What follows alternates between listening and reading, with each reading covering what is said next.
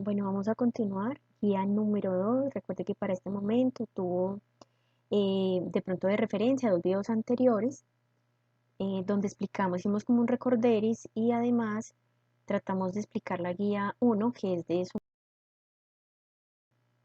suma y resta de números enteros. Bueno, continuamos ahora con la multiplicación de los números enteros. Recordemos que se resuelven de igual manera que el conjunto de los números naturales. Sin embargo, vamos a tener en cuenta ciertas propiedades que llamamos ley de signos, que están descritas a continuación. Entonces decimos, si tenemos dos números de igual signo, cualquiera que sean esos números, siempre nos va a dar positivo. Si ambos tienen signo igual, sean ambos positivos o ambos negativos.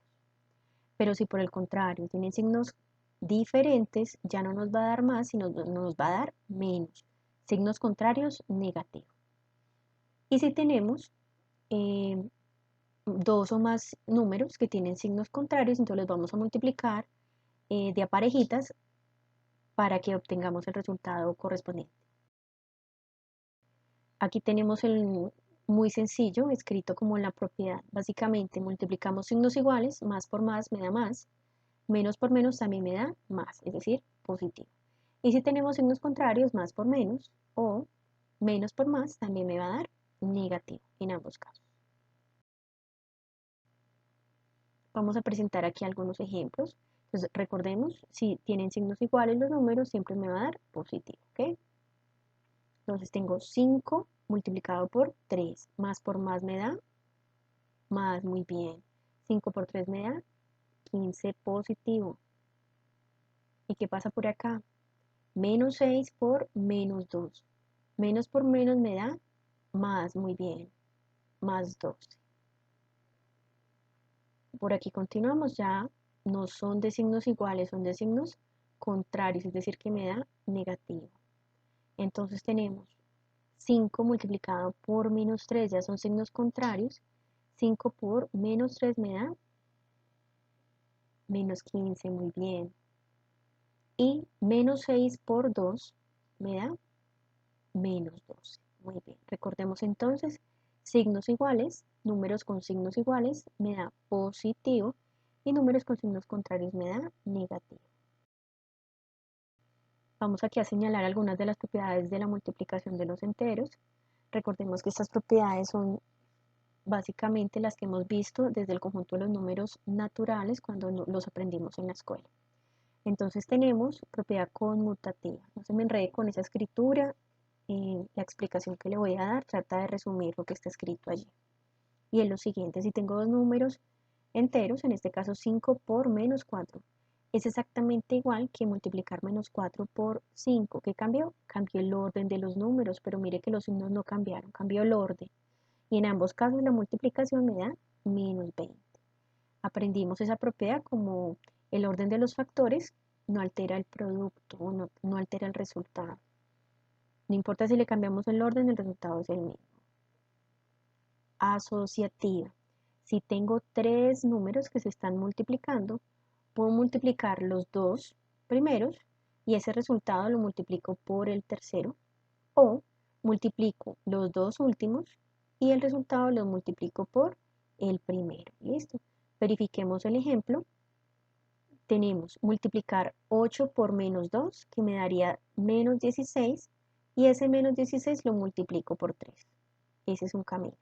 O multiplicamos 2 por 3, que me da menos 6, y ese menos 6 lo multiplico por 8 y me da menos 48. En ambos casos el resultado es el mismo.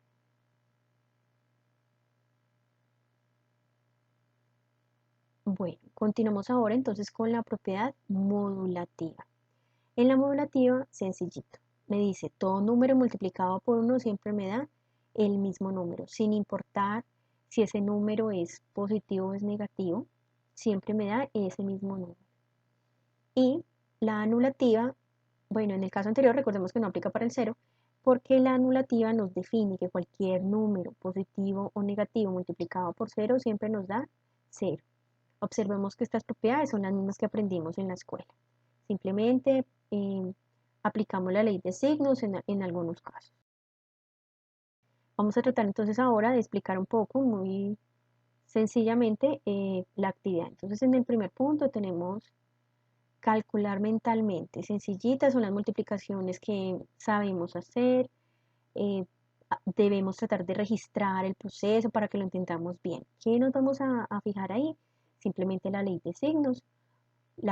Puede volverse en este video para volver y retomarla, o simplemente la consultamos en la guía si la habían descargado. Simplemente aplicamos la ley de signos y multiplicamos normalmente. ¿Listo? Continuamos en el punto número 2. Entonces me dice: en una habitación se apaga el aire acondicionado y la temperatura desciende, es decir, baja cada hora, ¿cierto? Si se sabe que la temperatura inicial era de 15 grados, entonces a partir de esos 15 grados, ¿qué pasa? Entonces me dice: ¿cuál será la temperatura al cabo de 4 horas de haber apagado el aire? Entonces, si en la primera hora bajó 3 y en la siguiente otros 3 y en la siguiente, nos va a permitir contestar cada una de las preguntas. ¿Cuánto habrá bajado cuando han transcurrido 4 horas o 6 horas? ¿Cuántas horas habrán pasado si la temperatura está en -9? ¿Cuántas horas habrán pasado si la temperatura está en -12? Simplemente hagamos la cuenta. Puede ir registrando en su cuaderno paso a paso, hora tras hora, cuál es el número que representa la temperatura del instante. Bueno, tenemos acá, continuamos con el punto número 3. Entonces me dice: al lanzar un dado, la cara superior, si cae un número par, se multiplica por -3, y si la cara superior es un número impar, se multiplica por 5. Entonces tenemos dos jugadores, Luis y Pablo, y cada uno obtiene los siguientes resultados. Recordemos, por favor, un número par se caracteriza porque tiene mitad, porque es múltiplo de 2. En caso del dado, ¿cuáles son los números pares del dado? 2, 4 y 6. Y los números impares del dado, 1, 3 y 5. Entonces, en nuestro ejemplo, Luis obtiene en la cara superior el número 6. Y el 6 es par, entonces me dice, según la indicación, que si cae un número par se multiplica por -3. 6 por -3 me da -18. ¿Por qué me da -18? Porque más por menos me da menos. Luego miramos a Pablo. Pablo tiene un 3 en la cara superior, cuando lanzó el dado tuvo un 3, y 3 es un número impar. Entonces nos dice que si saca impares se multiplica por 5. 3 por 5 positivo me da 15. ¿Por qué? Porque más por más me da más. Mira la pregunta, dice: según las reglas del juego, Pablo ganó la ronda. ¿Sabes por qué? Bueno, aquí hago la aclaración. Recordemos, vamos a comparar los dos números. Luis obtuvo -18 y Pablo 15. ¿Cuál de los dos está en mejor condición? Recordemos que esos conceptos los trabajamos en el video de Recorderis, pero básicamente deber siempre va a ser una peor condición que tener. Entonces Pablo está en mejor condición porque tiene 15 y Luis debe 18. De acuerdo a eso, entonces vamos a ir contestando cada una de las preguntas. Verificamos la pregunta muy puntual, por favor. Entonces dice: si en la segunda ronda Luis obtuvo un 5 y Pablo un 6. Recordemos si es un número par, si es un número impar, de acuerdo a la regla del juego. Ojo con la pregunta, por favor. Dice: ¿cuál es el resultado de sumar ambas puntuaciones? Sumar. Recordemos que si ambos números nos resultan del mismo signo, ambos positivos o ambos negativos, en cualquiera de los dos casos, sumamos. Pero si uno es positivo y el otro es negativo, siempre vamos a restar. Recordemos, por favor, el criterio de la suma y resta. Si tiene dudas, vuelva al video anterior, por favor. Siguiente. Luis obtuvo 4 y Juan 1. Diferencia, es decir, cuál es la distancia entre ambas puntuaciones. Continuamos con esta figurita que tenemos acá. Pablo obtuvo un 5 y Luis obtuvo un 4. ¿Cuál de los dos obtuvo un mayor puntaje?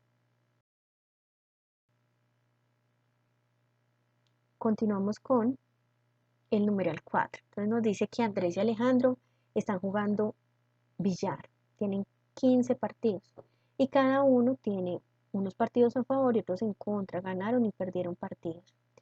Si ganan 2 puntos por cada victoria y pierden 1 por cada derrota, ¿cuántos puntos acumuló cada uno? Entonces fíjese, por favor, ¿cuál es la lógica del ejercicio?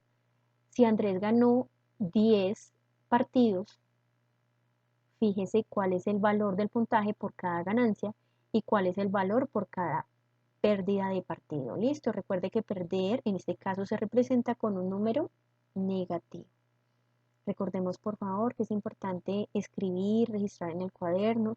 Yo sé que algunos tienen la habilidad de poder hacer procesos mentales, pero si hacemos el registro vamos a ganar un mayor nivel de comprensión. Y por último tenemos entonces, muy similar al ejercicio anterior, entonces me dice que un cuervo recorre 88 kilómetros en 2 horas, 2 horas, y un águila recorre 72 kilómetros en 1 hora. ¿Cuántos kilómetros habrán recorrido en total? En total. Ambas aves al transcurrir 6 horas. Entonces, ¿qué vamos a mirar? Fíjese cuánto recorrió el cuervo en total durante las 6 horas. Luego, cuánto recorrió el águila en total durante esas 6 horas. Y luego, ¿qué tiene que hacer? Verifique por favor la pregunta. Dice, ¿cuántos kilómetros habrán recorrido en total? Es decir, juntamos las dos longitudes de ambos animales. Finalizamos aclarando que el registro preferiblemente lo hacemos en el cuaderno. Podemos compartir las fotografías a través de los diferentes medios. Tenemos una cuenta en Facebook, un correo electrónico y una clase en Classroom. Ya les confirmo exactamente el último número del código que no se alcanza a ver. Por lo demás, pues aquí les dejo el búho, que es nuestro amigo que está acompañándonos durante todo este proceso. No importa cuántas veces te equivoques o con qué lentitud progreses, sigues muy por delante de los que ni siquiera lo intentan. Sabemos que en este proceso de pronto nos sentimos un poco agobiados, profe, no entiendo, pero intentemos siempre. Si en la casa tenemos ayuda, maravilloso. Si no tenemos ayuda, pues tratemos de adelantar. Ya saben los canales de comunicación, estoy disponible para lo que necesiten y aclararles dudas.